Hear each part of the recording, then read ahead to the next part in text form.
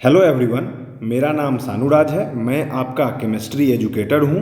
हम लोग N science series पढ़ रहे हैं, जिसमें मैंने क्लास 10th एन केमिस्ट्री का चैप्टर 1 सबसे पहले पढ़ाया है। ये वीडियो लेक्चर थर्ड है। Chemical reaction and equation chapter से मैंने शुरुआत किया है। मेरा यूट्यूब चैनल बाकी एजुकेटरों से अलग इसलिए है क्योंकि मैं इस पे 100% सिलेबस कवर करा रहा हूँ। एन को पढ़ाने का मेरा ढंग बाकियों से एकदम अलग है। इस चैनल पे आपको एन बुक को एकदम अलग वे में डिकोड किया हुआ मिलेगा। एन बुक का एक एक एक्टिविटी, एक एक इंटेक्स्ट क्वेश्चन, एक एक एक्सरसाइज क्वेश्चन और जितने भी एक्सपेरिमेंट्स दिए हैं उनके केमिकल रिएक्शन और उनके केमिकल रिएक्शन में किस रिएक्टेंट टू प्रोडक्ट का क्या कलर चेंज हो रहा है, मैंने बड़े ही यूनिक वे में बताया है। और जहाँ जितने ट्रिक्स की नीड है वो भी मैंने डाला है। और पूरा एक कंप्लीट चैप्टर पढ़ने के बाद आपको 100% कॉन्फिडेंस आ जाएगा, या आपका बोर्ड एग्जामिनेशन हो या कॉम्पिटिटिव एग्जामिनेशन हो। तो चलिए शुरू करते हैं। लास्ट क्लास में हम लोगों ने डिस्प्लेसमेंट रिएक्शन एन बुक में यहाँ तक हम लोगों ने कवर कर लिया था।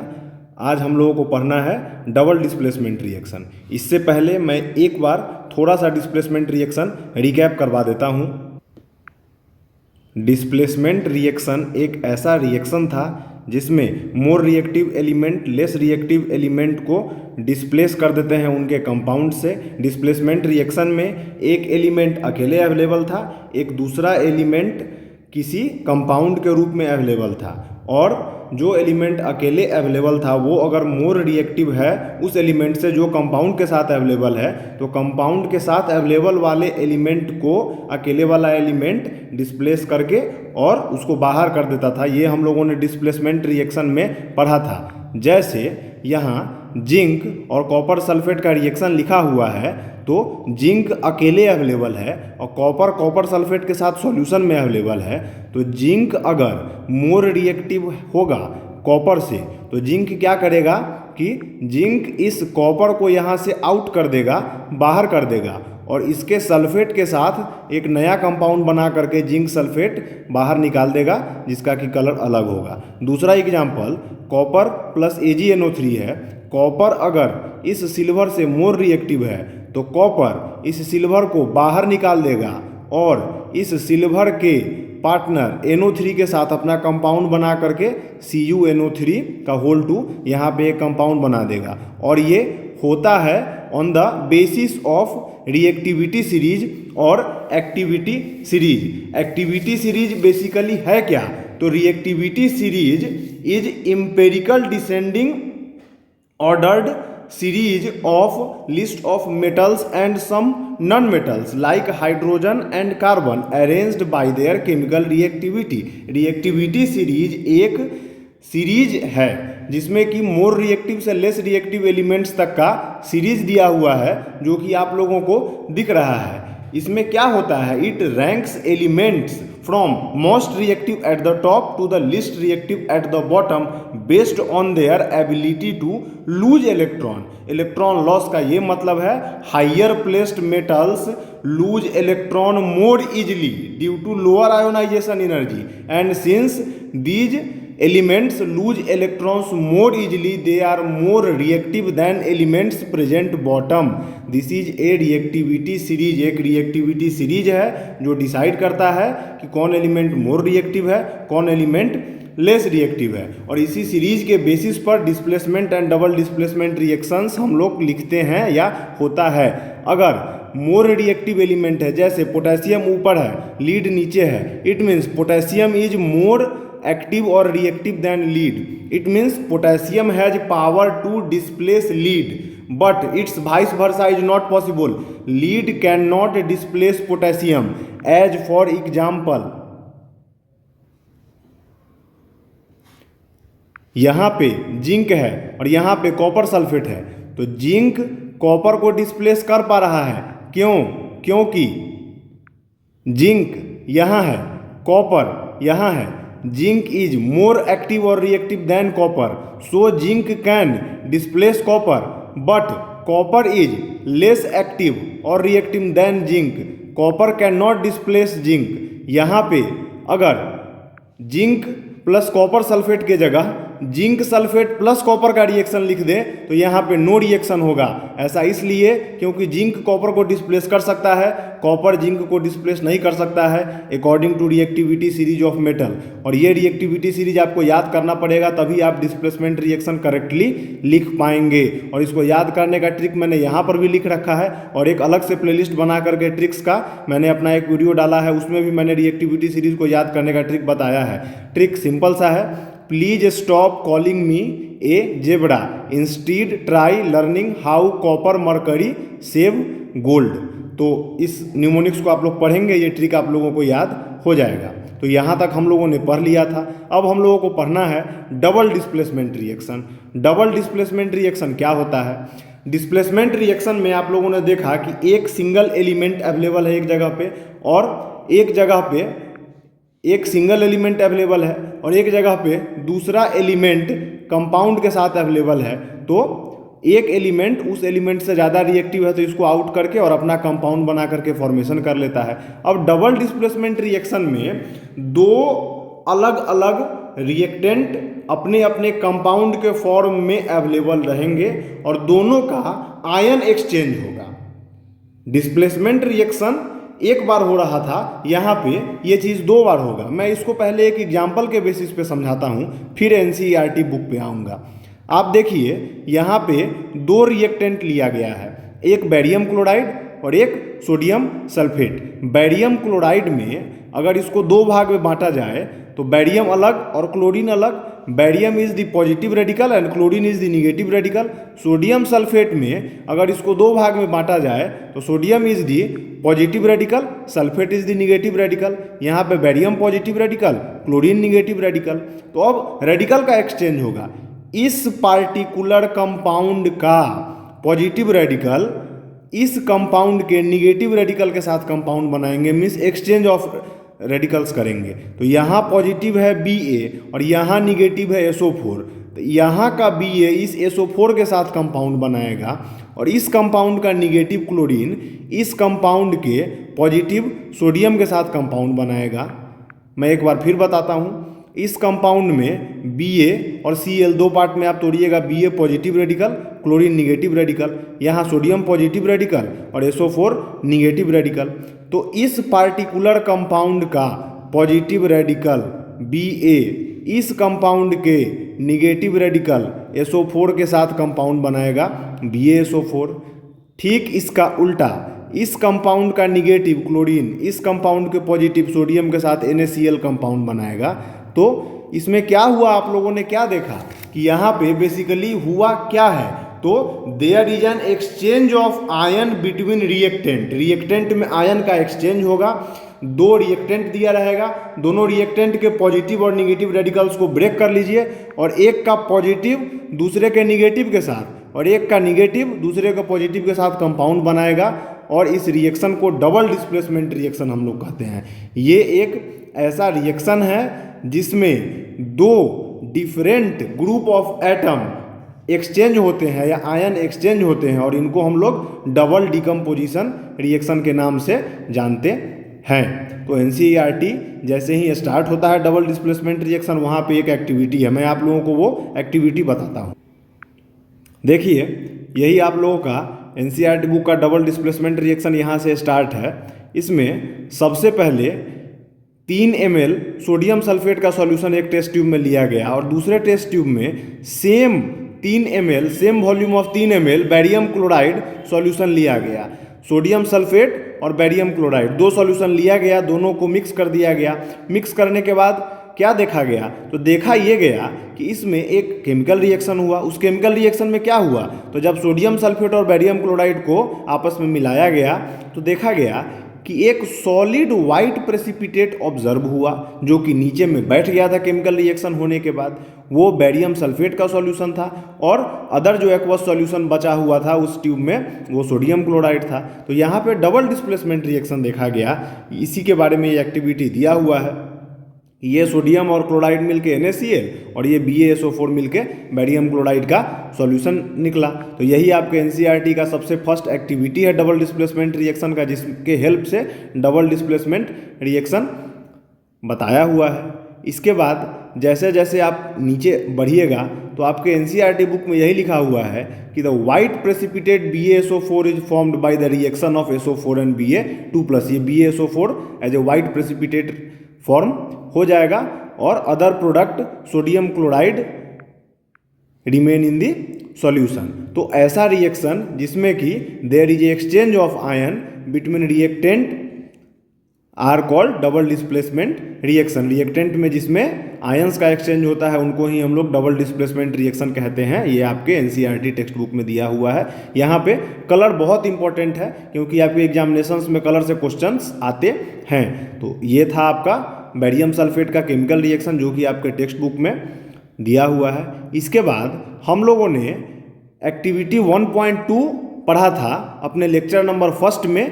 मैग्नीशियम रिबन को जलाने के बाद वाला जो हम लोगों ने एक्टिविटी किया था उसी एक्टिविटी का यहाँ पे चर्चा किए हुए है कि जब लीड नाइट्रेट और पोटेशियम आयोडाइड को आप मिलाए थे तो आप क्या देखे थे। तो लीड नाइट्रेट में लीड और नाइट्रेट को अलग अलग कीजिए, पोटेशियम आयोडाइड में पोटेशियम और आयोडाइड को अलग अलग कीजिए। लीड नाइट्रेट में lead positive radical, potassium iodide में आयोडाइड निगेटिव रेडिकल। तो ये लीड इस आयोडाइड के साथ कंपाउंड बना के लीड आयोडाइड का फॉर्मेशन किया था और ये नाइट्रेट इस पोटेशियम के साथ जुड़ के पोटेशियम नाइट्रेट सॉल्यूशन बनाया था। ये हम लोगों ने अपने एक्टिविटी 2 जो कि मैग्नीशियम रिबन के बर्निंग बाद वाला फर्स्ट लेक्चर में था उसमें हम लोगों ने इसको डिटेल में पढ़ा था। बुक में उसी का एग्जाम्पल यहाँ पे दिया है। इसके अलावा कुछ और बात मैं आप लोगों को बताता हूँ। यहाँ पे वही सेम केमिकल रिएक्शन मैंने आपको स्टार्टिंग में पढ़ाया। तो यहाँ पे वाइट प्रेसिपिटेट इसका कलर और ये कंपाउंड याद रखना बहुत इंपॉर्टेंट है। इसमें एक नोट करने वाला पॉइंट ये है कि इस केमिकल रिएक्शन में वाइट प्रेसिपिटेट रिलीज हुआ सबसे लास्ट में। तो ऐसा कोई भी केमिकल रिएक्शन जिसके लास्ट में प्रोडक्ट में प्रेसिपिटेट का फॉर्मेशन होगा उन सारे केमिकल रिएक्शंस को हम लोग प्रेसिपिटेशन रिएक्शन कहेंगे। All the chemical reactions in which in the product at last you obtain any of the precipitate then that type of chemical reaction is called precipitation reaction. और जो precipitate होता है वो solid insoluble compound होता है, उसका एक specific colour होता है डिपेंडिंग अपॉन द रिएक्शन। तो ये प्रेसिपिटेशन रिएक्शन है। इसके बाद हम लोग को पढ़ना है ऑक्सीडेशन एंड रिडक्शन रिएक्शन। तो बाकी सारी चीज़ों बताने से पहले मैं आप लोगों को कुछ पॉइंट्स बताता हूँ ऑक्सीडेशन और रिडक्शन के बारे में। पहले मैं कुछ पॉइंट्स बताता हूँ ऑक्सीडेशन रिएक्शन के बारे में, उनको सुनिए, फिर हम लोग अपने NCERT बुक पे आएंगे। ऑक्सीडेशन रिएक्शन, ऑक्सीडेशन रिएक्शन का आखिर मतलब क्या है तो मैं 6 पॉइंट्स बताता हूँ, इनको समझिएगा। ऑक्सीडेशन रिएक्शन एक रिएक्शन है जिसमें क्या क्या होता है। तो 6 बातें मैं जो बताने जा रहा हूँ उनको माइंड में रखिएगा। ऑक्सीडेशन रिएक्शन एक ऐसा रिएक्शन है जिसमें एडिशन ऑफ ऑक्सीजन होता है, ऑक्सीजन ऐड होता है। ऑक्सीजन क्या है? ऑक्सीजन एक इलेक्ट्रोनिगेटिव एलिमेंट है, ऐसा एलिमेंट जो कि निगेटिव चार्ज का फॉर्मेशन करता है अगर उसको ऑक्टेट पूरा करना हो तब। ऑक्सीजन एक इलेक्ट्रोनिगेटिव एलिमेंट है। तो addition of oxygen means addition of electronegative element. तो ऑक्सीडेशन रिएक्शन एक ऐसा रिएक्शन है जिसमें ऑक्सीजन के अलावा भी अदर इलेक्ट्रोनिगेटिव एलिमेंट का एडिशन हो सकता है, जैसे fluorine, oxygen, chlorine, nitrogen etcetera. तो oxidation reaction is the reaction in which addition of oxygen takes place.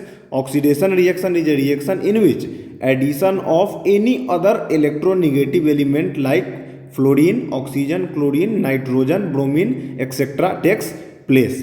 Third point, removal of hydrogen. Oxidation means removal of hydrogen. अगर oxygen add होगा तो hydrogen remove होगा, ये sure है। तो removal of hydrogen, hydrogen क्या है? Hydrogen generally form H+ ion, it means it is electropositive in nature. Removal of hydrogen means removal of electropositive elements. Clear? ये 4 पॉइंट सबसे ज़्यादा इंपॉर्टेंट है। First, addition of oxygen, oxygen का add होना is oxidation. Oxygen is an electronegative element means addition of any other electronegative element like fluorine, oxygen, chlorine, nitrogen, bromine is also oxidation.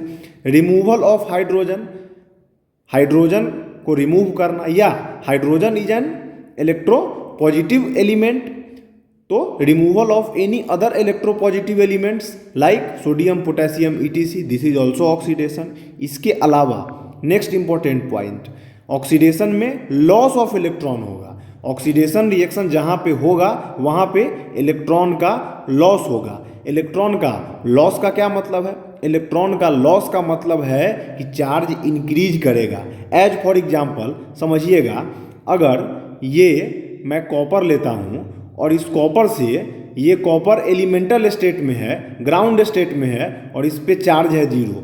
अगर इस copper से अब मैं copper ion बना दूं, Cu पे +2 बना दूं, तो क्या होगा? इस कॉपर को 2 इलेक्ट्रॉन लॉस करना होगा। लॉस ऑफ इलेक्ट्रॉन होने के कारण ही इस पे चार्ज का डेवलपमेंट होगा।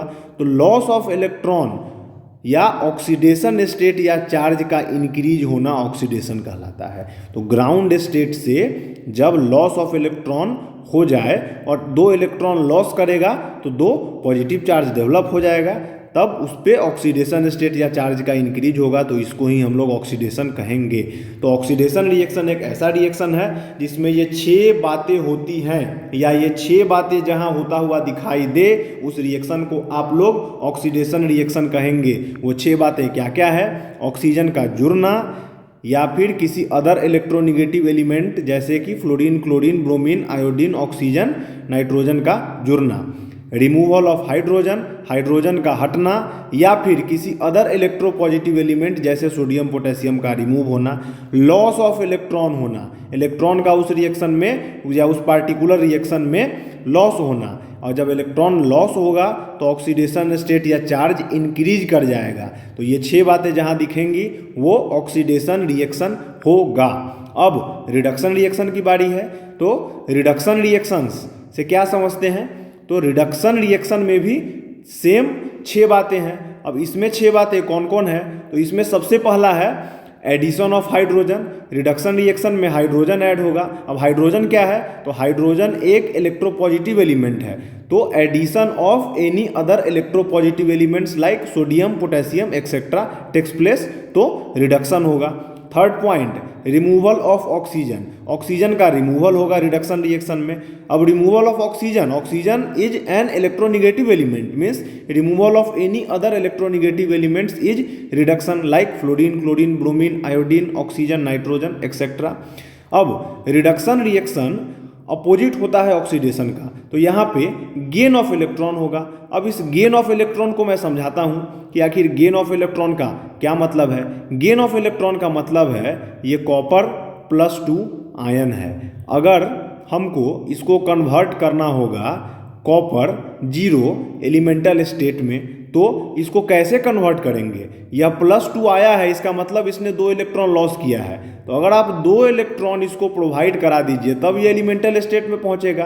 तो इट मीन्स 2 इलेक्ट्रॉन प्रोवाइड करा, it means gain of electron हुआ। तो जहाँ पे गेन ऑफ इलेक्ट्रॉन होगा वो रिडक्शन रिएक्शन कहलाएगा।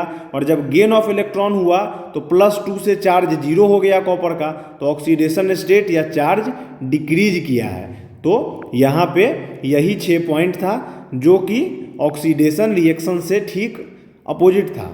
तो addition of hydrogen, addition of any other electropositive element, removal of oxygen, removal of electronegative element, gain of electron और ऑक्सीडेशन स्टेट या चार्ज का डिक्रीज होना रिडक्शन रिएक्शन कहलाता है।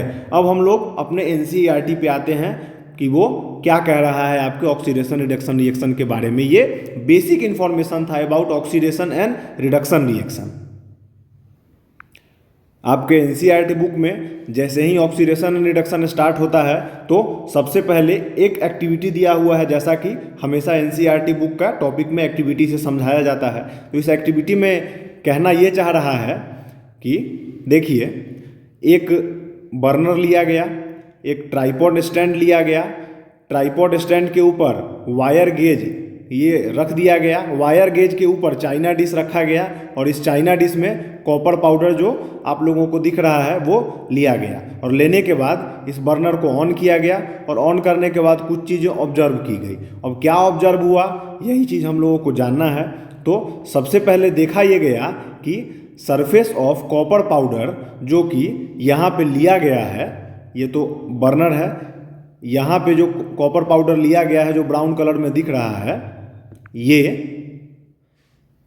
तो surface of copper powder become coated with black, surface of copper powder become coated with black copper oxide. ये कब हुआ, जब कॉपर को उस चाइना डिश में लेकर के गर्म किया गया, तब ऑब्जर्व किया गया कि जो कॉपर था पहले से इसका कलर चेंज हो गया और एक नया कलर ऑब्टेन हुआ है जो कि ब्लैक कलर का है।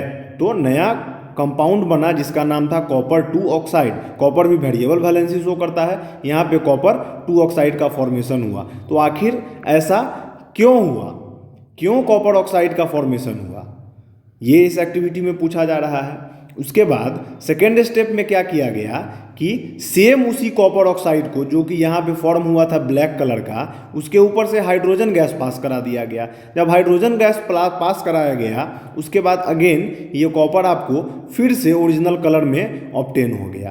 तो यही आपका एनसीईआरटी का एक्टिविटी है। इससे क्या समझने को मिलता है या क्या पता चलता है, तो जो इम्पोर्टेंट पॉइंट है उसको मैंने आपके बुक्स का अंडरलाइन कर रखा है। इसमें ये दिया हुआ है कि जो कॉपर था वो ऑक्सीजन के साथ रिएक्ट किया, जब इसको हीट किया गया तो कॉपर का ब्राउन कलर कन्वर्ट हो गया ब्लैक कलर में due to formation of copper oxide.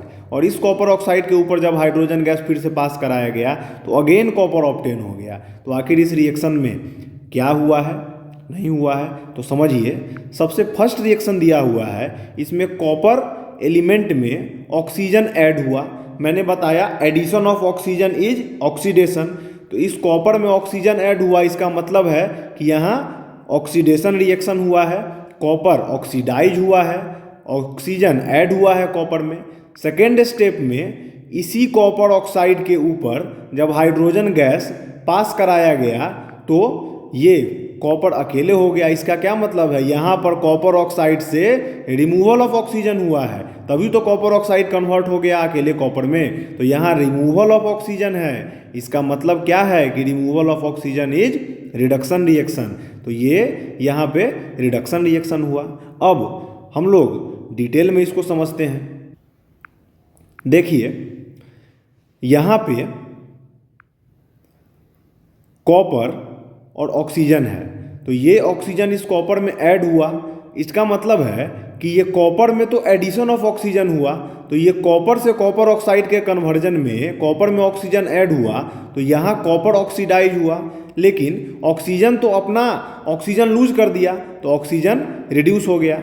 Second वाले स्टेप में यहाँ पे देखिए ये कॉपर ऑक्साइड है और हाइड्रोजन है, तो कॉपर ऑक्साइड से ऑक्सीजन का रिमूवल हो गया है। इसका मतलब है कि कॉपर ऑक्साइड से ऑक्सीजन हटा है, तो removal of oxygen is reduction. तो कॉपर ऑक्साइड से कॉपर का कन्वर्जन एक रिडक्शन है। लेकिन ये हाइड्रोजन यहाँ पर अकेले था, अब इस हाइड्रोजन में ऑक्सीजन ऐड हुआ है तभी तो यह H2O में कन्वर्ट हुआ। तो हाइड्रोजन में ऑक्सीजन ऐड हुआ, इसका मतलब है कि हाइड्रोजन में एडिशन ऑफ ऑक्सीजन हुआ है। तो हाइड्रोजन में एडिशन ऑफ ऑक्सीजन हुआ, इट मीन्स यहाँ पे ऑक्सीडेशन हुआ।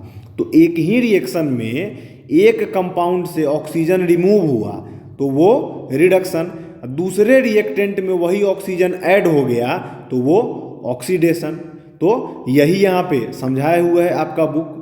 देखिए कि कॉपर ऑक्साइड से जब कॉपर में कन्वर्ट हो गया तो यहाँ ये रिडक्शन क्यों है, रिडक्शन इसलिए है क्योंकि ऑक्सीजन का रिमूवल हुआ है। Removal of oxygen is reduction.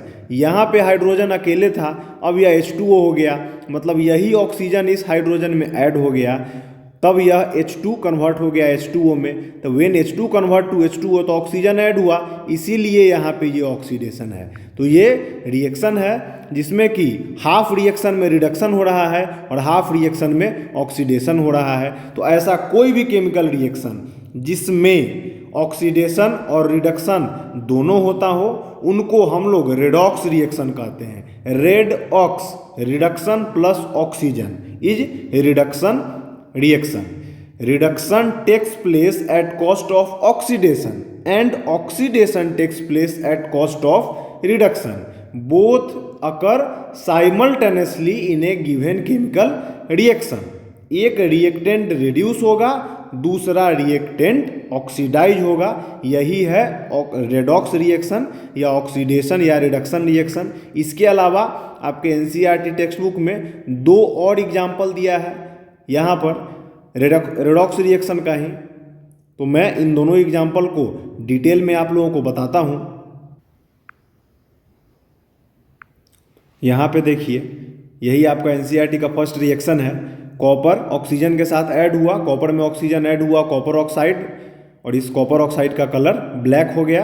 Copper पहले से ब्राउन कलर में अवेलेबल था, ये कलर इंपॉर्टेंट होता है इसलिए आप लोग याद रखिएगा। कॉपर ब्राउन कलर का था, ऑक्सीजन इसमें ऐड हुआ, ऑक्सीडेशन हुआ, कॉपर ऑक्साइड में कन्वर्ट हो गया, कॉपर ऑक्साइड का कलर ब्लैक था। उसके बाद इसी कॉपर ऑक्साइड के ऊपर हाइड्रोजन गैस पास कराया गया, तो ये ब्लैक कलर का copper oxide again brown colour के कॉपर में कन्वर्ट हो गया। यही रिएक्शन हम लोग अभी जस्ट अपने एनसीईआरटी बुक में देखे हैं। यहाँ पे कॉपर ऑक्साइड से रिमूवल ऑफ ऑक्सीजन हुआ है, इस कारण से ये रिडक्शन रिएक्शन है। इस हाइड्रोजन में यही ऑक्सीजन ऐड हुआ है, तब यह H2O में कन्वर्ट हुआ, तो यहाँ ये ऑक्सीडेशन है। ऑक्सीडेशन रिएक्शन एक ऐसा रिएक्शन जिसमें कि ऑक्सीजन का एडिशन हुआ। मैंने 6 कंडीशन पढ़ाया है। अब देखिए, ये बात भी मैंने आपको उस 6 कंडीशंस में पढ़ाया था कि oxidation is loss of electron, और लॉस ऑफ इलेक्ट्रॉन होने के कारण ही ऑक्सीडेशन स्टेट या चार्ज ऑक्सीडेशन में बढ़ जाता है। Reduction is gain of electron, और गेन ऑफ इलेक्ट्रॉन होने के कारण ही ऑक्सीडेशन स्टेट या चार्ज रिडक्शन के प्रोसेस में डिक्रीज कर जाता है। उस 6 पॉइंट में मैंने ये दोनों पॉइंट पढ़ाया था। यहाँ यह एक ट्रिक की तरह है कि oxidation is loss of electron तो OIL, और reduction is gain of electron तो RIG या रिग, उसी चीज़ का लिखा हुआ है। अब एनसीईआरटी का आप लोगों का जो एग्जाम्पल है उसको पढ़ते हैं पहले हम लोग। पहले ऑक्सीडेशन और रिडक्शन समझते हैं, फिर एक नया पॉइंट इसमें हम लोग सीखेंगे। यहाँ पे देखिए, ZnO plus C convert to Zn plus Cu, ये एक रिएक्शन लिखा हुआ है। तो देखिए, ZnO कन्वर्ट हो गया है Zn में, तो ZnO से Zn तक जाने में ये ZnO अपना ऑक्सीजन लूज किया है। तो ऑक्सीजन जहाँ पे लूज होगा, ऑक्सीजन जहाँ पे रिमूव होगा, उसको हम लोग रिडक्शन रिएक्शन कहेंगे, इसीलिए ये रिडक्शन रिएक्शन है। ये C कन्वर्ट हुआ है CO में, तो C से CO जाने में इस C में ऑक्सीजन ऐड हुआ है, ऑक्सीजन ऐड हुआ है, इसी कारण से ये ऑक्सीडेशन रिएक्शन है। और ये सिंगल रिएक्शन जिसमें कि रिडक्शन भी हो और ऑक्सीडेशन भी हो, तो ये रेडॉक्स रिएक्शन का एग्जाम्पल है। आपका सेम नेक्स्ट एग्जाम्पल है MnO2 plus 4HCl convert to this product. यहाँ देखिए, रिएक्टेंट में MnO2 है और प्रोडक्ट में MnCl2 हो गया, तो MnO2 से MnCl2 तक जाने में हुआ क्या है, ये ऑक्सीजन रिमूव हो गया है Mn से, तो रिमूवल ऑफ ऑक्सीजन रिडक्शन। अब यहाँ पे नेक्स्ट देखिए, ये HCl कन्वर्ट हो गया Cl2 में, HCl कन्वर्ट हुआ Cl2 में, it means removal of hydrogen from chlorine takes place and removal of hydrogen is also oxidation. तो यहाँ पे ये ऑक्सीडेशन हुआ, तो ये रिडक्शन हुआ, ये ऑक्सीडेशन हुआ। तो जो 6 पॉइंट मैंने ऑक्सीडेशन रिडक्शन का सबसे स्टार्टिंग में बताया है, वही चेक करना है। 6 का तो ज़रूरत भी नहीं पड़ता है 10th तक, 1-2 पॉइंट उसमें से देखिएगा, उसी से पता चल जाएगा कि किसका ऑक्सीडेशन हो रहा है और किसका रिडक्शन हो रहा है। नेक्स्ट और एग्जाम्पल 1-2 देख लीजिए। यहाँ पे देखिए, Fe2O3 से Fe तक कन्वर्ट हुआ है, तो यहाँ आप देख रहे हैं Fe2O3 से Fe तक कन्वर्ट हुआ है, इसमें यहाँ से ऑक्सीजन रिमूव हुआ है, तभी तो Fe अकेला है। तो जब ऑक्सीजन का रिमूवल हुआ, इसका मतलब है कि ये रिडक्शन होगा। यहाँ पर अल्युमिनियम अकेले था, यहाँ अल्युमिनियम में ऑक्सीजन जुड़ गया, इसका मतलब है कि ये ऑक्सीडेशन हुआ है, तभी तो अल्युमिनियम जुड़ा होगा। ठीक उसी तरह से नेक्स्ट एग्जाम्पल है H2S convert to HCl, H2S convert to HCl, इसका क्या मतलब है, यहाँ H2S कन्वर्ट टू नहीं, यहाँ H2S कन्वर्ट टू सल्फर है, क्लोरीन में हाइड्रोजन ऐड हुआ है। यहाँ पे इस क्लोरीन में हाइड्रोजन ऐड हुआ है, यहाँ Cl2 था और ये Cl2 क्लोरीन में हाइड्रोजन ऐड हुआ है। तो addition of hydrogen takes place from Cl2 to HCl, तो addition of hydrogen is reduction. यहाँ H2S से S आया है, इसका मतलब है कि इस H2S से H हट गया है, तो removal of hydrogen it means this is oxidation. तो ये था दिया हुआ। अब दो इंपॉर्टेंट पॉइंट इसमें हम लोगों को जानना है, और वो इंपॉर्टेंट पॉइंट क्या है मैं आप लोगों को बताता हूँ। सुनिए, एजेंट का नाम आप लोग सुने होइएगा। एजेंट आखिर किसको कहते हैं? जमीन का एजेंट, ब्रोकर, या फिर ट्रैवलिंग एजेंट। एजेंट क्या काम करता है? एजेंट आपका टिकट बनवाता है। ट्रैवलिंग एजेंट आपका टूर प्लान करता है। एजेंट खुद टूर नहीं करता है, एजेंट आपका टूर प्लान करता है। अगर ज़मीन का कोई ब्रोकर है, दलाल है, एजेंट है, तो उसका काम क्या होता है कि वो ज़मीन आपको खरीदने में हेल्प करेगा, खुद ज़मीन नहीं खरीदता है। तो एजेंट या दलाल का काम होता है कि जिस चीज़ का वो एजेंट रहेगा दूसरों को वो चीज़ करवाएगा। मीन्स अगर ज़मीन का एजेंट है तो दूसरों को ज़मीन खरीदवाएगा। आपको ज़मीन खरीदना होगा, आप एजेंट के पास जाइएगा, एजेंट आपको ज़मीन खरीदवाएगा। आप ट्रैवलिंग एजेंट के पास जाइएगा, ट्रैवलिंग एजेंट आपका टिकट एंड ऑल का अरेंजमेंट्स करेगा आपके टूर के लिए। तो यहाँ पे हम लोगों को reducing agent and oxidising agent के बारे में पढ़ना है।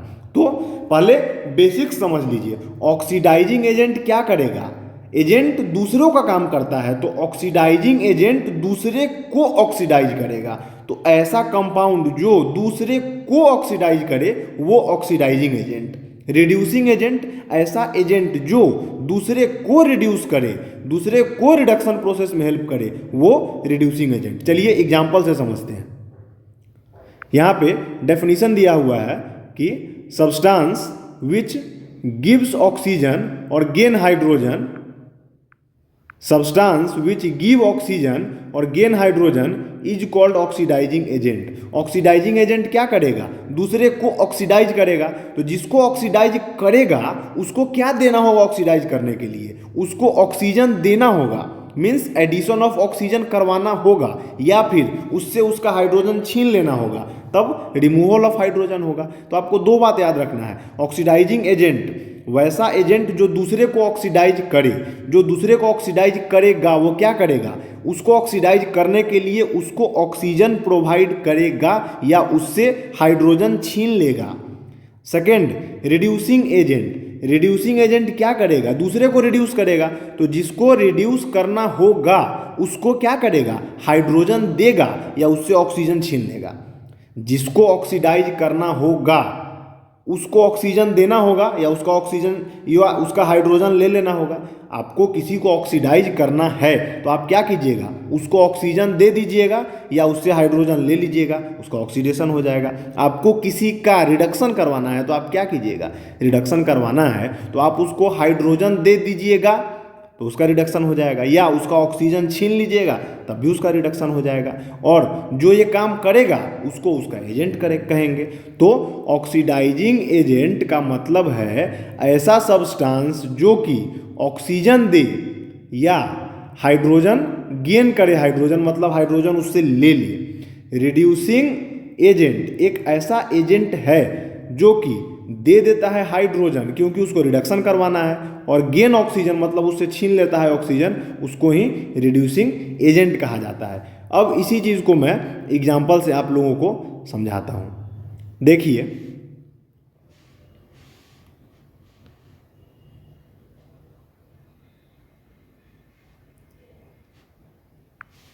यहाँ पे जिंक ऑक्साइड है। ये जिंक ऑक्साइड कन्वर्ट हो रहा है जिंक में, और यहाँ पे ये कॉपर है, कॉपर कन्वर्ट हो रहा है कॉपर ऑक्साइड में। तो आप क्या देख रहे हैं? रिएक्टेंट में ये कॉपर अकेले था, अब प्रोडक्ट में इसमें ऑक्सीजन जुड़ गया। इसका मतलब है कि कॉपर को कोई ऑक्सीजन दिया होगा तभी तो ये कॉपर से कॉपर CO में कन्वर्ट हो गया है। कॉपर को कोई ऑक्सीजन, वो ऑक्सीजन कौन देगा? वो ऑक्सीजन वही देगा जो उसके साथ अवेलेबल रहेगा। मतलब यहाँ पे ये जो ZnO है, ये भैया किए क्या हैं, तो this ZnO provide oxygen to carbon. तो ZnO अपना ऑक्सीजन कार्बन को दे दिया, तो ZnO क्या किया? ZnO कार्बन को ऑक्सीडाइज कर दिया। तो ZnO कार्बन को ऑक्सीडाइज किया, इसीलिए ZnO इज ऑक्सीडाइजिंग एजेंट। अब कार्बन क्या किया है? तो कार्बन क्या किया? तो कार्बन कन्वर्ट हो गया है CO में। इसका मतलब क्या है कि कार्बन इसका ऑक्सीजन छीना है। कार्बन क्या किया है इसमें? Carbon help in removal of oxygen to ZnO। Carbon ZnO का ऑक्सीजन छीना है, तो ऑक्सीजन छीनना मतलब ऑक्सीजन रिमूव करना, और ऑक्सीजन रिमूव करने में कोई मदद कर रहा है आपको, इसका मतलब है कि आपको रिड्यूस होने में मदद कर रहा है, और जो रिड्यूस होने में मदद करता है उसको हम लोग रिड्यूसिंग एजेंट कहते हैं। तो कार्बन यहाँ पे रिड्यूसिंग एजेंट की तरह काम करेगा। क्यों? क्योंकि कार्बन रिडक्शन करवा रहा है ZnO का। नेक्स्ट एग्जाम्पल देखिए, MnO2 कन्वर्ट हो गया MnCl2 में। इसका मतलब क्या है? MnO2 अपना ये वाला जो ऑक्सीजन है किसी को दे दिया होगा तब ना MnCl2 में कन्वर्ट हुआ होगा, या इससे कोई ऑक्सीजन छीन लिया होगा तब तो वह MnCl2 में कन्वर्ट हो गया होगा। तो वह करेगा कौन? जो उसके साथ में अवेलेबल रहेगा। तो MnO2 से ये ऑक्सीजन हटाने में हेल्प किया है HCl। इस कारण से HCl help in removal of oxygen from Mn2। तो जो ऑक्सीजन के रिमूवल में मदद करेगा उसको क्या कहेंगे हम लोग? Reduction process. और उस प्रोसेस में जो मदद करे उसको हम लोग क्या कहेंगे? Reducing agent. तो HCl रिड्यूसिंग एजेंट इसलिए है क्योंकि वह MnO2 को रिड्यूस होने में मदद किया है। ठीक इसी का उल्टा HCl कन्वर्ट हो गया Cl2 में। तो HCl जब Cl2 में कन्वर्ट हुआ तो HCl से यह हाइड्रोजन का रिमूवल हुआ। अब हाइड्रोजन का रिमूवल कौन करवाया? तो रिमूवल ऑफ हाइड्रोजन करवाया है MnO2, क्योंकि MnO2 इसके साथ अवेलेबल है। अब MnO2 इसका हाइड्रोजन हटवाने में मदद किया है, इसलिए removal of hydrogen is oxidation. तो HCl का ऑक्सीडेशन हुआ तो MnO2 इसीलिए ऑक्सीडाइजिंग एजेंट का काम किया है। अगला एक और एग्जाम्पल देखिएगा, Fe2O3 कन्वर्ट हो गया Fe में। इसका क्या मतलब है? ये अपना ऑक्सीजन किसी को दे दिया होगा, ये अपना ऑक्सीजन जो साथ रहेगा उसी को देगा। तो Fe2O3 अपना ऑक्सीजन अल्युमिनियम को दे दिया, तो ये Fe2O3 क्या किया? तो Fe2O3 provide is oxygen to aluminium. तो इसका मतलब है कि अल्युमिनियम को ऑक्सीडाइज होने में मदद किया है Fe2O3। तो अल्युमिनियम को ऑक्सीडाइज होने में मदद किया Fe2O3। तो Fe2O3 तो अल्युमिनियम के लिए ऑक्सीडाइजिंग एजेंट का काम किया ना, तो ये ऑक्सीडाइजिंग एजेंट हो गया। एक ऑक्सीडाइजिंग एजेंट तो दूसरा रिड्यूसिंग एजेंट। या आप देख भी लीजिए अल्युमिनियम क्या कर रहा है, तो अल्युमिनियम इस Fe2O3 का ही ऑक्सीजन छीन ले रहा है, अपने आप में जोड़ ले रहा है। तो aluminium act as an agent which remove oxygen from Fe2O3। तो वैसा एजेंट है अल्युमिनियम जो कि ऑक्सीजन को हटवा रहा है। तो जो ऑक्सीजन को हटवाएगा उसको तो रिड्यूसिंग एजेंट कहेंगे ना, तब तो वो रिडक्शन प्रोसेस करवा रहा है। तो इसीलिए अल्युमिनियम एक रिड्यूसिंग एजेंट है। हम आपको दोनों बता रहे हैं, आप कोई भी एक देख सकते हैं, कोई भी एक। मतलब एक अगर ऑक्सीडाइजिंग एजेंट हो गया रिएक्टेंट का, तो दूसरा रिएक्टेंट आपका रिड्यूसिंग एजेंट रहेगा। ठीक है, एक एग्जाम्पल और देखिए, यहाँ पे देखिए H2S कन्वर्ट हो गया है सल्फर में। इसका क्या मतलब है? H2S अपना हाइड्रोजन किसी को दे रहा है, तब तो वो H2S में कन्वर्ट हुआ। तो H2S अपना हाइड्रोजन किसी को दे दिया। तो H2S जब अपना हाइड्रोजन किसी को दे दिया, तो जिसको दिया उसमें हाइड्रोजन जोड़ा, तो हाइड्रोजन जिसमें जोड़ेगा उसको क्या कहेंगे? उसको कहेंगे रिडक्शन। तो H2S help in giving his hydrogen to chlorine. Hydrogen दिया है, मतलब H2S एक ऐसा एजेंट है जो कि हाइड्रोजन दे रहा है, तो वह क्या करवा रहा है? हाइड्रोजन का एडिशन रिडक्शन कहलाता है, इसलिए H2S एक रिड्यूसिंग एजेंट है। अब Cl2 के तरफ से देखिए, Cl2 क्या कर रहा है? तो Cl2 इसका हाइड्रोजन छीन के अपने आप में ऐड कर ले रहा है। तो उसके लिए क्या कर रहा है Cl2? H2S के लिए तो H2S का हाइड्रोजन हटवाने में मदद कर रहा है। तो जो रिमूवल ऑफ हाइड्रोजन में मदद करेगा उसको तो ऑक्सीडाइजिंग एजेंट कहेंगे। तो Cl2 ऑक्सीडाइजिंग एजेंट की तरह काम करेगा। तो यही कंसेप्ट था रिड्यूसिंग एजेंट का और ऑक्सीडाइजिंग एजेंट का। हम एक लास्ट बार और समझा देते हैं। ऑक्सीडाइजिंग एजेंट एक ऐसा एजेंट है जो कि दूसरे को ऑक्सीडाइज होने में हेल्प करता है। तो यहाँ पे आप देख रहे हैं ZnO क्या कर रहा है, तो अपना ऑक्सीजन इस कार्बन को दे रहा है दोस्ती में। तो अपना ऑक्सीजन जब कार्बन को दे देगा तो ZnO हेल्प किसको कर रहा है, कार्बन को ऑक्सीडाइज होने में हेल्प कर रहा है। इसका मतलब ZnO एक एजेंट की तरह काम कर रहा है जो कि कार्बन को ऑक्सीडाइज किया, तो इसीलिए ZnO ऑक्सीडाइजिंग एजेंट है। अब रिड्यूसिंग एजेंट, कार्बन हो गया एक ऑक्सीडाइजिंग तो दूसरा रिड्यूसिंग। अब रिड्यूसिंग काहे हुआ, इसलिए हुआ कि कार्बन इसका ऑक्सीजन छीन लिया। अब कार्बन इसका ऑक्सीजन छीन लिया मतलब carbon help in removal of oxygen from ZnO, तो ZnO से ऑक्सीजन का रिमूवल हुआ और रिमूवल ऑफ ऑक्सीडेशन रिडक्शन कहलाता है। तो कार्बन मदद कर दिया रिडक्शन में, तो कार्बन हो गया रिड्यूसिंग एजेंट। तो ऑक्सीडाइजिंग एजेंट दूसरे को ऑक्सीडाइज करते हैं, रिड्यूसिंग एजेंट दूसरे को रिड्यूस होने में हेल्प करते हैं। एक रिएक्टेंट में एक ऑक्सीडाइजिंग एजेंट तो दूसरा रिड्यूसिंग एजेंट हो जाते हैं। और एक खास बात, जहां ऑक्सीडेशन होगा ना, जहां ऑक्सीडेशन होगा उसका रिएक्टेंट रिड्यूसिंग एजेंट हो जाएगा। जहां ऑक्सीडेशन होगा उसका रिएक्टेंट रिड्यूसिंग एजेंट हो जाएगा, और जहां रिडक्शन होगा उसका रिएक्टेंट ऑक्सीडाइजिंग एजेंट हो जाएगा। ये भी आप देखिए, यहाँ रिडक्शन हुआ तो इसका रिएक्टेंट ऑक्सीडाइजिंग एजेंट, यहाँ पे ऑक्सीडेशन हुआ तो इसका रिएक्टेंट रिड्यूसिंग एजेंट, यहाँ रिडक्शन हो रहा है तो इसका जो रिएक्टेंट होगा ये ऑक्सीडाइजिंग एजेंट हो जाएगा। यहाँ पे ऑक्सीडेशन हुआ तो इसका जो रिएक्टेंट होगा ये रिड्यूसिंग एजेंट हो जाएगा। ऑक्सीडेशन के प्रोसेस में रिएक्टेंट रिड्यूसिंग एजेंट हो जाता है, और रिडक्शन के प्रोसेस में जो रिएक्टेंट होता है वो ऑक्सीडाइजिंग एजेंट हो जाता है। तो यही छोटा सा कंसेप्ट था ऑक्सीडाइजिंग एजेंट का और रिड्यूसिंग एजेंट का। देखिए आपका दोनों एग्जाम्पल मैंने पीछे कवर करवा दिया जो कि आपके NCERT टेक्स्ट बुक में दिया हुआ है ऑलरेडी, और डिटेल में ऑक्सीडेशन रिडक्शन बता दिया। अब यहाँ पे ये सारी चीज़ें भी मैंने पीछे बता दी है। मैंने जो येलो कलर से अंडरलाइन किया है उस पैराग्राफ को आप लोग वीडियो पॉज करके पढ़िएगा, और आप लोग मेरे पीछे बताए हुए लेक्चर पे ऑब्जर्व कीजिएगा तो आप लोग को पता चल जाएगा कि मैंने सारा चीज़ें डिटेल में बता दिया है। अब यहाँ पे रिकॉल एक्टिविटी नंबर 1.1 दिया हुआ है। इसमें मैग्नीशियम ऑक्साइड का फॉर्मेशन हुआ था मैग्नीशियम रिबन के बढ़ने से, तो यहाँ पे यही बताया जा रहा है कि मैग्नीशियम से मैग्नीशियम ऑक्साइड का फॉर्मेशन हुआ, मतलब मैग्नीशियम में ऑक्सीजन का एडिशन हुआ। इसका मतलब है कि मैग्नीशियम का ऑक्सीडाइज्ड हुआ था, रिड्यूस नहीं हुआ था। तो आपसे पूछना बेसिकली यहाँ पे चाह रहा है कि जो आपका एक्टिविटी नंबर 1.1 था बर्निंग ऑफ मैग्नीशियम रिबन वाला, वो ऑक्सीडेशन था या रिडक्शन था, तो वो ऑक्सीडेशन प्रोसेस हुआ था वहाँ पे, क्योंकि वहाँ पे ऑक्सीजन का एडिशन हुआ था। अब इसके बाद NCERT टेक्स्ट बुक में दो टॉपिक आपका बच गया, एक कोरोजन और एक रेंसिडिटी। मैं दोनों को बताता हूँ, देखिए समझिए बात को। कोरोजन क्या है? कोरोजन एक इलेक्ट्रोकेमिकल रिएक्शन है। कोरोजन इज एन केमिकल और इलेक्ट्रोकेमिकल रिएक्शन। किसके किसके बीच में? कोई भी मटेरियल, जनरली मेटल, और उनके इन्वायरमेंट जहाँ पे उसको रखा गया है उसका environment means moisture, air, oxygen, carbon dioxide and other environmental factors, जहाँ पे कि उस मटेरियल को रखा गया है, उस मटेरियल और इन्वायरमेंट के बीच में केमिकल रिएक्शन या इलेक्ट्रोकेमिकल रिएक्शन हो रहा है। और वो इलेक्ट्रोकेमिकल रिएक्शन होने के कारण क्या हो रहा है, तो उस मटेरियल का या फिर उस मेटल का क्वालिटी या अपर सरफेस डिग्रेड हो जा रहा है, डेटोरियोरेट हो रहा है, खराब हो जा रहा है। इसी केमिकल प्रोसेस को हम लोग कोरोजन कहते हैं। कोरोजन इज केमिकल और electrochemical reaction between material, usually metal, and its environment to produce a deterioration of the material and its properties also get deteriorated. इसी को हम लोग कोरोजन कहते हैं। कोरोजन होने से क्या होता है, तो कोरोजन कोई अच्छा चीज़ है, हमेशा ऐसा नहीं है। कोरोजन होने के कारण डैमेज हो जाता है। क्या डैमेज होता है?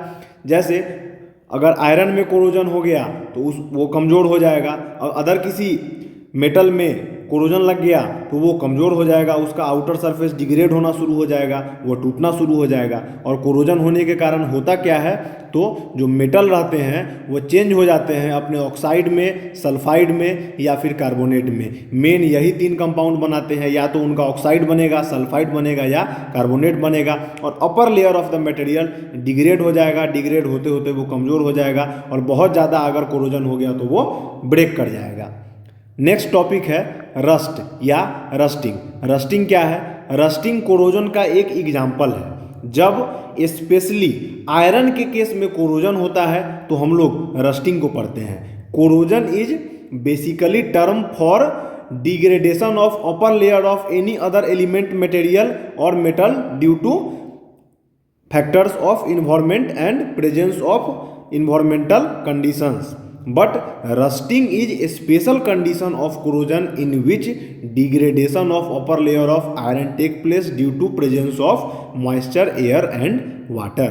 तो आयरन में स्पेशली जब कोरोजन लगता है तो उसको हम लोग रस्टिंग कहते हैं। जब आयरन को आप लोग एक्सपोज कर दीजिएगा, मॉइस्चर में छोड़ दीजिएगा, उस पर पानी पड़ेगा, मॉइस्चर में जाएगा, गैस लगेगा, CO2 पड़ेगा, तो उसके ऊपर ब्राउन फ्लेकी सब्सटेंस जमा हो जाता है, उसको हम लोग रस्ट कहते हैं। और इस कंप्लीट प्रोसेस को जिसमें कि ये रस्ट लगा है, रस्टिंग ऑफ आयरन के नाम से जाना जाता है। केमिकल फॉर्मूला रस्ट का होता है हाइड्रेटेड आयरन ऑक्साइड, और आयरन इसमें अपने +3 ऑक्सीडेशन स्टेट में अवेलेबल रहता है। इसका formula Fe2O3.x molecule of water भी लिखा हुआ मिलेगा। यहाँ पे 2 मॉलिक्यूल ऐड कर दिया है, इससे कोई दिक्कत नहीं है। आप Fe2O3.x मॉलिक्यूल ऑफ वाटर भी लिख सकते हैं, और Fe2O3.2H2O भी लिख दीजिएगा तो ये गलत नहीं होगा। इसके बाद अब हम लोगों को कोरोजन के कुछ और एग्जाम्पल्स देखने हैं। देखिए, कॉपर का एग्जाम्पल दिया हुआ है कि कॉपर मॉइस्ट कार्बन डाइऑक्साइड जो कि एयर में अवेलेबल रहता है उसके साथ रिएक्ट करता है और धीरे धीरे लूज कर जाता है अपना शाइनी ब्राउन सरफेस, और इसके ऊपर ग्रीन कोटिंग जमा हो जाता है। ऐसा क्यों होता है? क्योंकि कॉपर अपने कार्बोनेट में कन्वर्ट हो जाता है और कॉपर कार्बोनेट का कलर ग्रीन होता है। इसी कारण से कॉपर के ऊपर लेयरिंग चढ़ जाता है। तो अगर क्वेश्चन पूछा जाए कि कॉपर ग्रीन कलर में क्यों कन्वर्ट हो जाता है, तो कॉपर मॉइस्ट कार्बन डाइऑक्साइड जो कि एयर में अवेलेबल रहता है उसके साथ स्लोली रिएक्शन करके और अपना शाइनी ब्राउन सरफेस को लूज कर जाता है और ग्रीन कोटिंग उसके ऊपर जम जाता है due to formation of copper carbonate. Next point है, ये दोनों पॉइंट आपके एनसीईआरटी से ही लिया गया है हूबहू। सिल्वर आर्टिकल ब्लैक हो जाता है after some time when expose to air, ये भी कोरोजन के ही कारण होता है। तो ये कोरोजन था। अब कोरोजन के बचाव के लिए क्या किया जाएगा? तो आपके एनसीईआरटी टेक्स्ट बुक में इसके बाद कोरोजन का बचाव या कोरोजन का जो रिएक्शंस है उसको metal and non metal chapter 3 जो एनसीईआरटी का है उसमें डाल दिया गया है। आपके एनसीईआरटी में लिखा भी हुआ है कि कोरोजन के बारे में इन डिटेल हम लोग चैप्टर 3 में पढ़ेंगे। मैं थोड़ा सा यहाँ पे एक और पॉइंट ऐड कर देता हूँ कि कोरोजन को बचाया कैसे जाएगा, हाउ टू प्रिवेंट कोरोजन। तो corrosion can be prevented by applying grease, applying oil, applying paint, by galvanisation, by protecting the particular metal from the environmental factors. ये सब करेंगे तो कोरोजन नहीं होगा। बाकी और डिटेल में हम लोग मेटल नॉन मेटल में टेक्स्ट बुक के हिसाब से पढ़ेंगे। नेक्स्ट पॉइंट जो आपके एनसीईआरटी बुक में दिया हुआ है दैट इज रेंसिडिटी। तो आखिर रेंसिडिटी क्या है? तो रेंसिडिटी मीन्स आपके फूड में, आपके खाने वाले कोई भी जो पार्टिकुलर आइटम है उसमें जो ऑयल या फैट प्रेजेंट है फूड में वो ऑक्सीडाइज हो जा रहे हैं, उनका ऑक्सीडेशन हो जा रहा है। ऑक्सीडेशन होने के कारण उस फूड का टेस्ट खराब हो जाएगा, स्मेल खराब हो जाएगा और वो खाने लायक नहीं रहेगा। तो इसी प्रोसेस को, जिस प्रोसेस में ऑयल या फैट आपके फूड का ऑक्सीडाइज हो जा रहा है और ऑक्सीडाइज हो करके रिजल्टेंट हो जा रहा है बैड टेस्ट और बैड स्मेल में, इसी को कहा जाता है rancidity. The oxidation of oil or fat in food resulting into a bad taste and bad smell is called rancidity. It is caused due to prolonged exposure of food in the air. खाना को अगर आप खुला छोड़ दीजिएगा ज़्यादा या लंबे समय तक तब ये चीज़ हो जाता है। तो ऑक्सीजन प्रेजेंट जो रहता है एयर में ऑक्सीडाइज कर देता है किसको? फैट या ऑयल को, जो कि आपके फूड में अवेलेबल रहता है, जिसके कारण उसमें बैड ऑर्डर हो जाता है और आपका फूड खराब हो जाता है। तो इस प्रोसेस को रेंसिडिटी कहते हैं। अब रेंसिडिटी को प्रिवेंट करने का कुछ ऑप्शन है। ऑप्शन क्या है? तो फूड में जो ऑयल या फैट अवेलेबल है वो ऑक्सीडाइज हो जा रहा है, इसी कारण से रेंसिडिटी हो रहा है। तो हम लोग उस ऑक्सीडेशन ना हो इसका उपाय करेंगे। तो ऑक्सीडेशन ना हो इसके लिए क्या किया जाएगा? तो ऐड कर दिया जाएगा कुछ एंटीऑक्सीडेंट, जिसके कारण कि फैट और ऑयल का ऑक्सीडेशन उतना जल्दी ना हो। और एंटीऑक्सीडेंट्स को हम लोग रिड्यूसिंग एजेंट्स भी कहते हैं, जो कि फूड में ऐड कर देंगे तो फूड जल्दी ऑक्सीडाइज नहीं होगा और तुरंत खराब नहीं होगा। कुछ कॉमन एंटीऑक्सीडेंट्स का एग्जांपल मैंने लिखा है, BHA butylated hydroxy anisole, BHT butylated hydroxy toluene, ये दोनों कॉमन एंटीऑक्सीडेंट्स हैं। इसके बाद विटामिन ई या विटामिन सी, ये भी नेचुरली अकरिंग एंटीऑक्सीडेंट्स होते हैं, ये आप लोग याद रख लीजिएगा एग्जामिनेशन पॉइंट ऑफ व्यू से।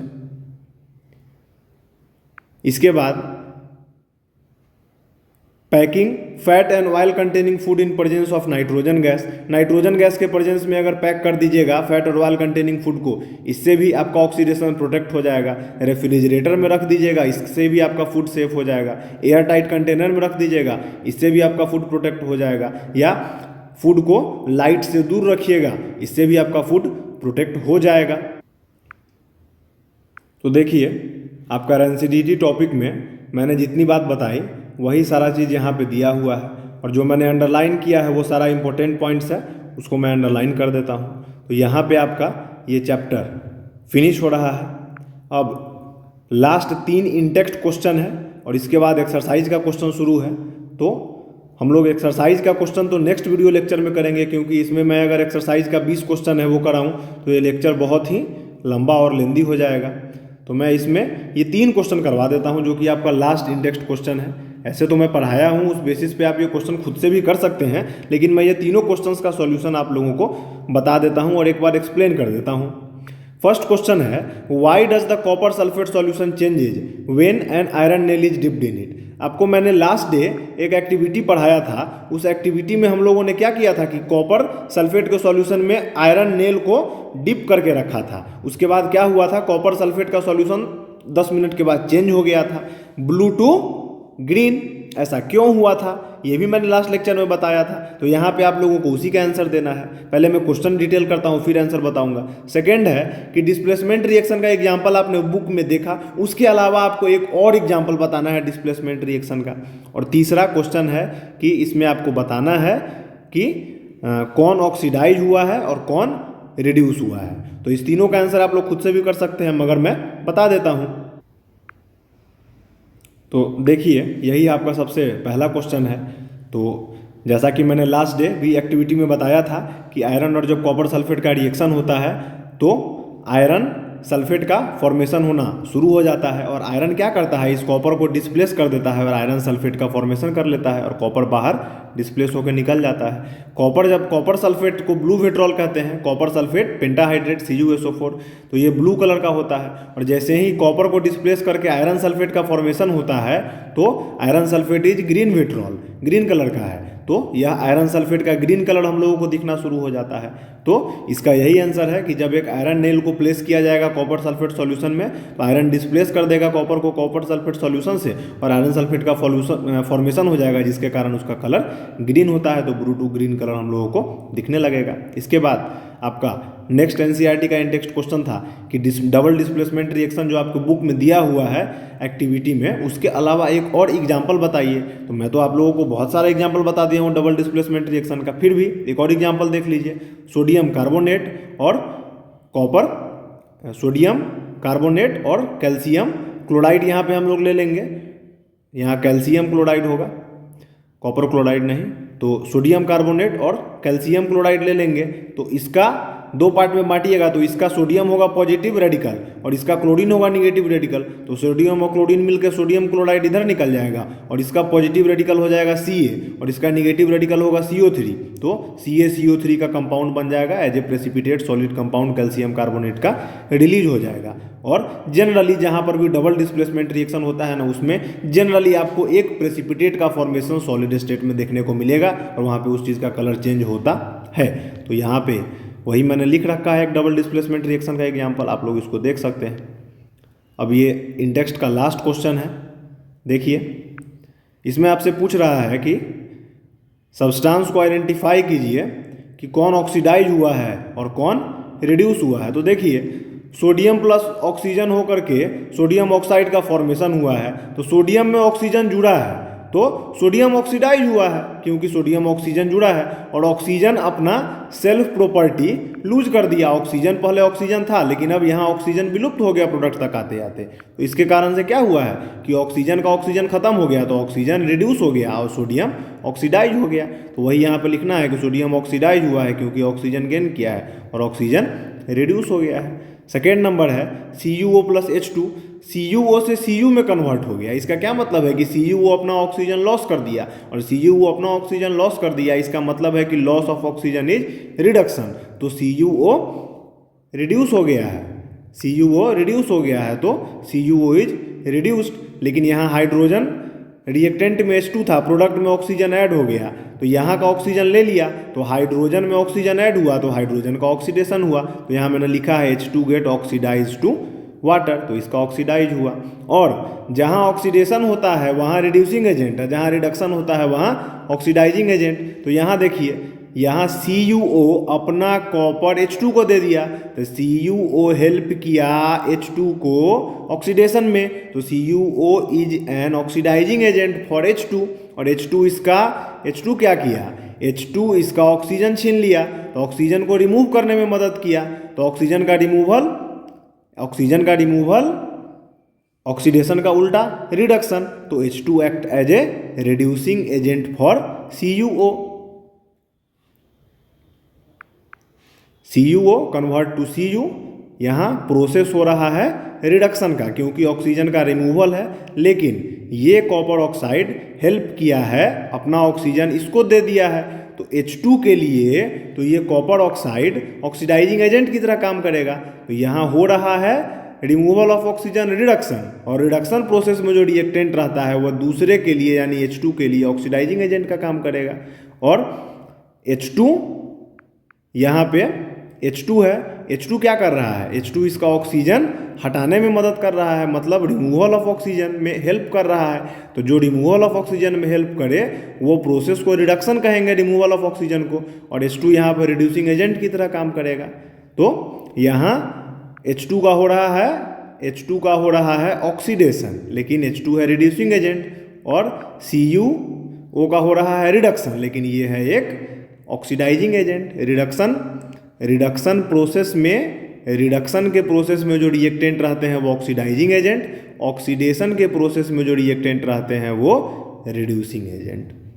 तो आपका NCERT का ये टेक्स्ट खत्म हुआ। यहाँ पे इन टेक्स्ट क्वेश्चन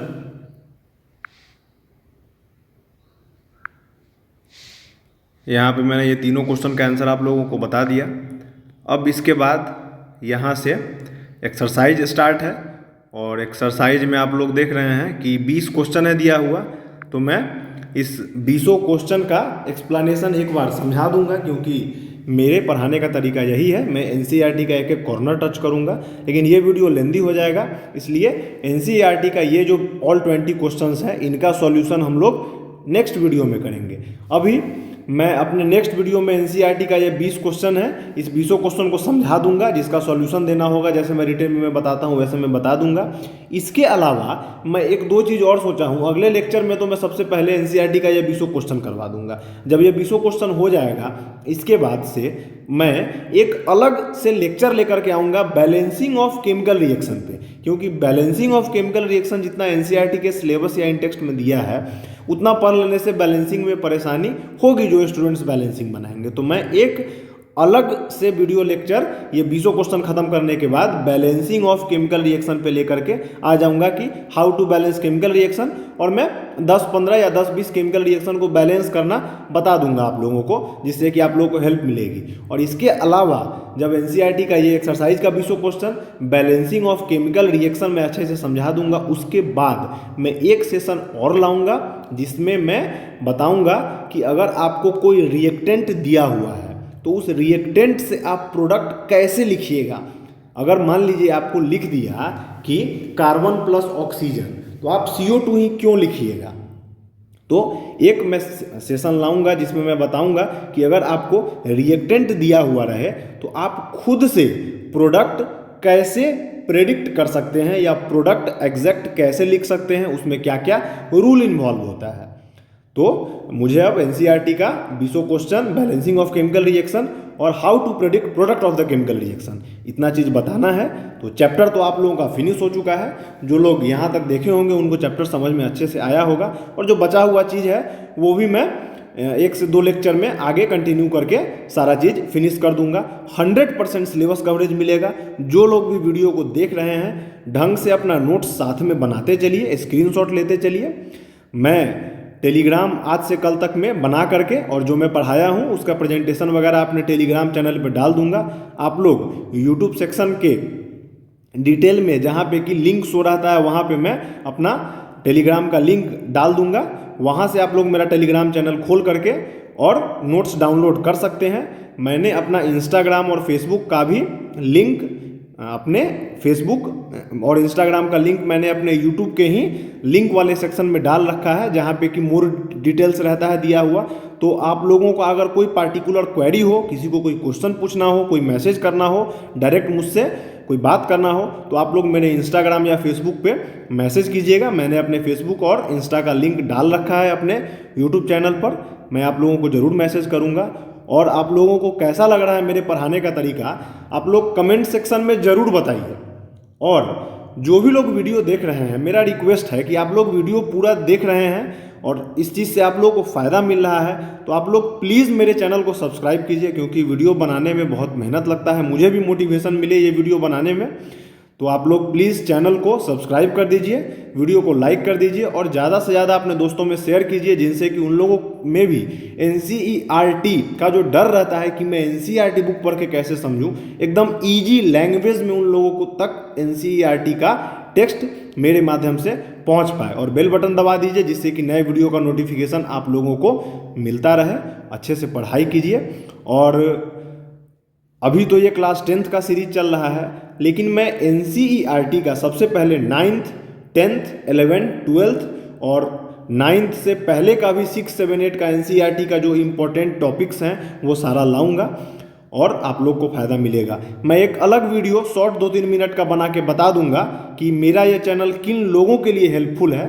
एनसीईआरटी तो 6, 7, 8, 9, 10th, IIT, other competitive examinations, even civil services, UPSC के लिए भी लोग पढ़ते हैं। तो आखिर एनसीईआरटी बुक से मैं पढ़ा रहा हूँ, तो ये सब किन लोगों के लिए हेल्पफुल हो सकता है, उसका मैं एक अलग सेशन लाऊंगा और मैं उसमें बता दूंगा। तो आज के लिए इतना ही।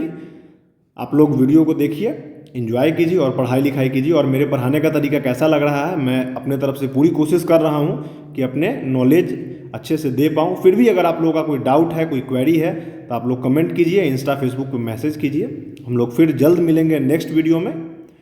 Thank you. अपना ध्यान रखें, पढ़ाई करते रहें। Have a nice day. Bye bye.